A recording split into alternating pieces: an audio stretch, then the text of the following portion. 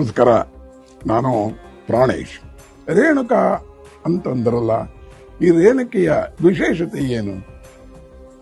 ಇದು ಬಹಳ ಒಂದು ಮೂಲಭೂತ ಪ್ರಶ್ನೆ. ನಾನು ಅದಕ್ಕೆ ಅವ್ರಿಗೆ ಉತ್ತರ ಹೇಳಿದೆ, ನೋಡಿ, ರೇಣುಕೆ ಅಂತಕ್ಕಂಥದ್ದು ಒಂದು ಮಹೋನ್ನತವಾದಂಥ ಶಕ್ತಿ. ಇಡೀ ಭರತ ಖಂಡದಲ್ಲಿರ್ತಕ್ಕಂಥ ಎಲ್ಲ ಜಾತಿ ಜನಾಂಗ ಭಾಷೆ ಎಲ್ಲರಿಗೂ ಆಕೆ ದೇವತೆ. ಎಲ್ಲರೂ ಆಕೆಯನ್ನು ನಂಬ್ತಾರೆ, ಆಕೆಯನ್ನು ಅನುಸರಣೆ ಮಾಡಿಕೊಂಡೇ ಬಂದಿದ್ದಾರೆ. ಅದಕ್ಕೋಸ್ಕರ ನಾವು ಆ ರೇಣುಕಾ ತಾಯಿಯ ಒಂದು ಮಹೋತ್ಸವವನ್ನು ಆಚರಣೆ ಮಾಡ್ತಾ ಇದ್ದೀವಿ.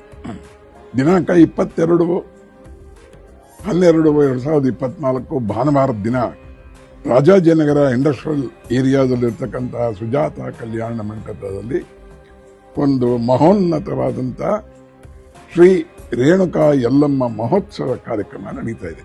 ತಾವು ಆ ಕಾರ್ಯಕ್ರಮಕ್ಕೆ ಬನ್ನಿ. ಆ ಕಾರ್ಯಕ್ರಮದಲ್ಲಿ ನಿಮ್ಮ ಎಲ್ಲ ಕಷ್ಟಗಳು ಪರಿಹಾರವಾಗುತ್ತೆ ಅನ್ನೋ ನಂಬಿಕೆ ನಮಗಿದೆ.